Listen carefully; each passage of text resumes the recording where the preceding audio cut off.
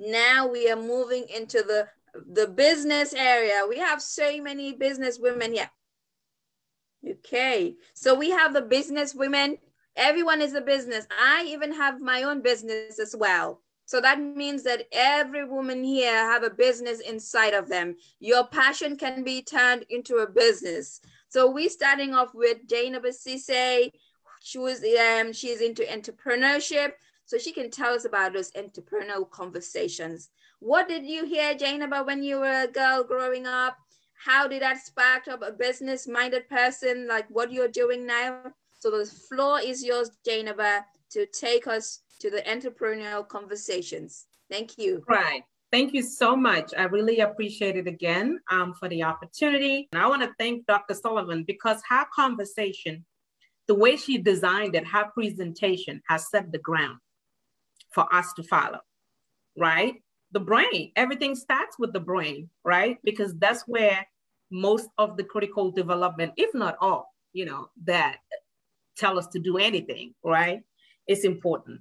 So I heard her mention transformation, which is key for me because that's really going to help to talk about entrepreneurship, which in itself is a transformation of us as human beings, as goals, or as whichever we do. I heard you also mention, Aneta, business, which can come from that entrepreneurship, from an entrepreneurship from itself, right? Right now, entrepreneurship is being redefined as we even speak, right? Because before we just thought, when you said entrepreneurship, it also means a business, right? But we're trying to say that entrepreneurship in itself is a life skill. That's where we're trying to head to. Let it be a life skill and have the mindset, back to the conversation about the brain, that would help each and every one of us, regardless of what is our function in society, whether that means you're a wife, most of us here are, you're a mother, most of us here are, you're a student, whichever you are, having an entrepreneurship in you helps you change this world. So with that said, let's talk about how do we build that mindset as a goal. And Aneta also mentioned growing up, what are things do we hear, right? What are things that we're said around us, right? I will say one thing, my dad was an entrepreneur. My dad pretty much traveled everywhere. He does business. So, when you go to school, you'll have different professions. Some other people, parents will be carrying a suit, they're coming in, some other, different ministers or government. For me, my dad was an entrepreneur and he did a lot of traveling. And for me, what that helped me understand is he can live in any country, right? Myself as a Gambian, I was born in Sierra Leone where my dad started his entrepreneurial journey from the Gambia and he went over there. The flexibility. So that's one thing about entrepreneurial mindset. At the age of 4, he was done. It's like, we gotta go next. We went to Gambia. Then of course he went to further other countries. So from that mindset, I understood that. My mom went to school, but not far along as a woman at that time. It was very, very hard. But one thing I will say, even though she may not have gone as far as her children have, but the mindset she had is, you guys can always do it. You have to have that education. You have to study. She didn't have a college degree or even high school diploma, but she had the mindset that her children has to be successful. She has the mindset that education is non-negotiable. So that's why that mindset becomes very, very important in that. Now, from the mindset perspective, let's talk about 2 things. You can have a fixed mindset or you can have a growth mindset. Well, entrepreneurship helps us in the growth mindset aspect of things, which teach us that anything is possible, right? Part of the list of things Aneta mentioned in today's is motherhood and beyond, right? Sometimes when I leave my house, I forget that I'm a mother, because I'm into that aspect of things, right? Until it's time that you have to pick up your son. Earlier this week, my son started school. I thought he was supposed to end at 3 o'clock. He texted me, "Mommy, I've been waiting for 30 minutes. I'm like, oh, okay, I'm on my way coming, right? But at least I have the flexibility knowing that I'm in a vicinity that in case something happens, I can get there. That's what the mindset will do for us, and it will do for us for goals, right? I am the only woman in my household. Like I said, I have 3 boys earlier, but still, that doesn't make it that, oh, I have boys, I cannot help raise them. Only my husband is responsible for them. No, we do it together as a partnership. Again, from that flexibility mindset that each of us can play our role into it. So that is the things that entrepreneurship and having that flexibility mindset will do for us as girls. Now, let me bring that back to you guys right now in your classrooms or where you are growing up right now. Whatever you were exposed to, like the speakers has mentioned, try your best as possible to affiliate yourself with people who are positive, who are like-minded as yourself, so that they will take you along, right? Because birds of the same feather flock together, like we said. You will inspire each other, right? If you look at this conversation, this room today, those of us that are here, we're not here by accident. It is by design that we are here for the things that we do. So start looking around at how you plug yourself with the people that is around you that could help you with that, okay? So I wanna share some few things also when we talk about entrepreneurship, because there's some lot of myths that have been talked about entrepreneurship, okay? There's 7 ones here that I wanna share, and I will later on send to Aneta. She can share with the group over here. The first truth is, entrepreneurship is not only reserved for startups. Startup means a new business. Because sometimes when people hear entrepreneurship, they're like, oh, it's just someone who is starting their business. That's not what is it about. You have entrepreneurship in great organization.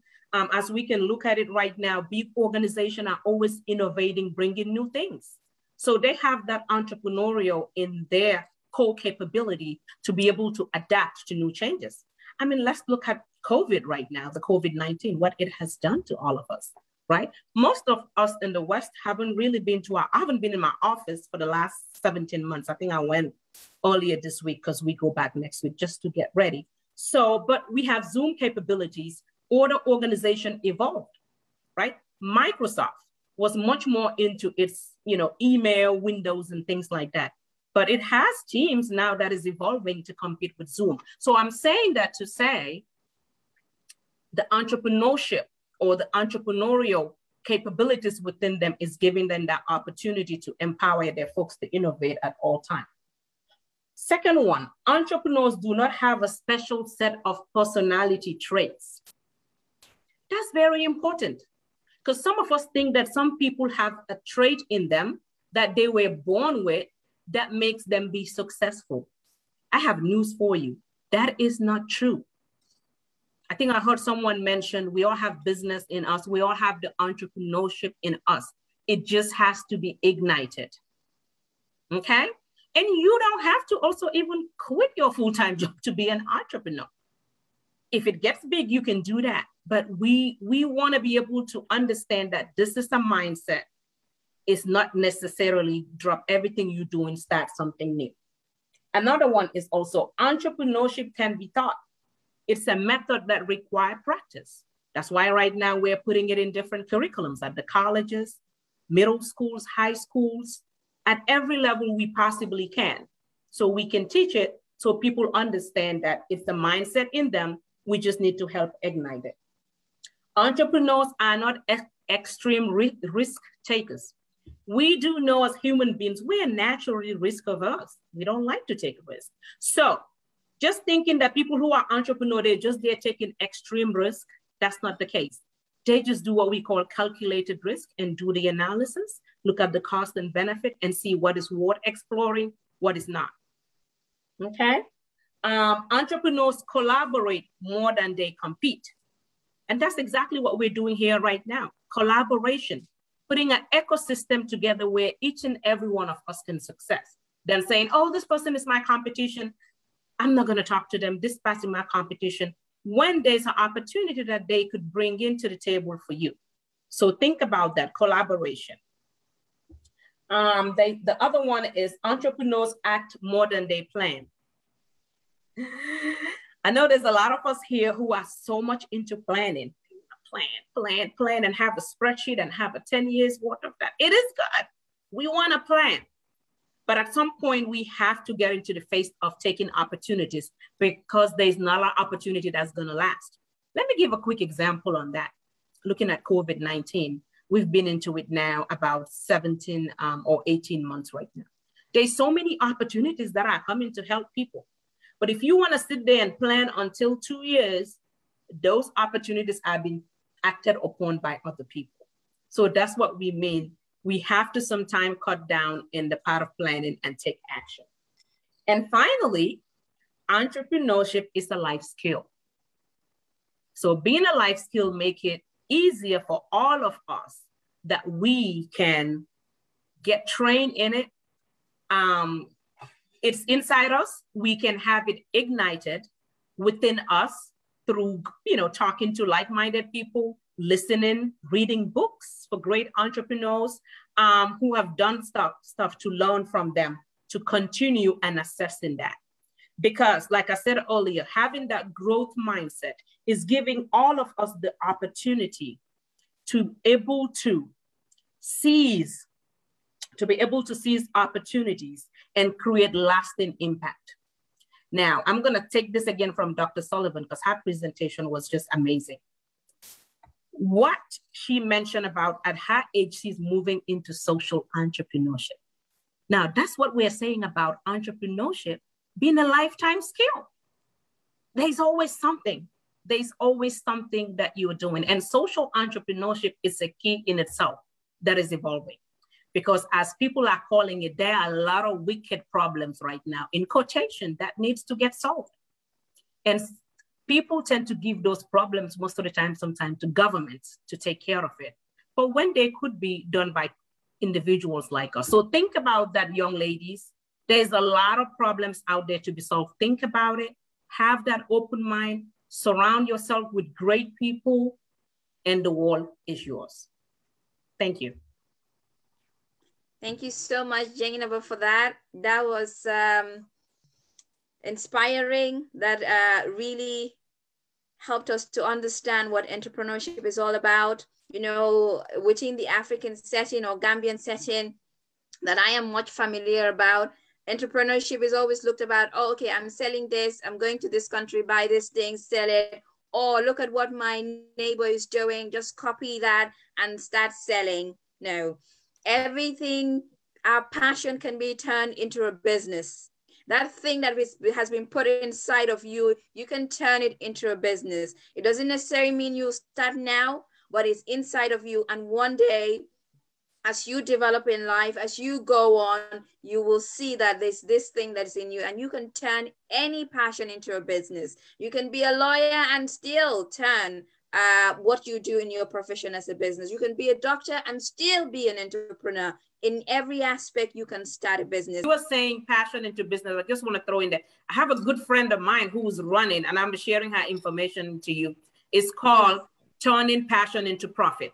And there has been modules that has been created in that as well. So yes, you can do anything and turn that passion. But you also mentioned one thing about copying what your neighbor's doing. That happens when you don't have the skill set and the mindset to innovate. But once you are equipped with those, you are on your own league to do great things. Thank you. Amazing. Yes, amazing. And also, ladies, Jainaba also talked about connecting yourself with like-minded people. I know in Gambia it's very difficult for us to go. We can see that person that is doing what we want to do, and we're kind of, oh, how can I approach this person? You can go on and ask questions now. You don't have to wait until you're much older. Now is the time that you can go and ask questions. You see somebody, approach them. Or you see somebody doing something, ask them question. How did you do this? How did you get into doing this? Could you spare 5 minutes or 10 minutes with me so we can sit down? And you ask them questions. So this event that we're doing today is to empower you so that you can know that there are things you can do, and the ways that you can do it.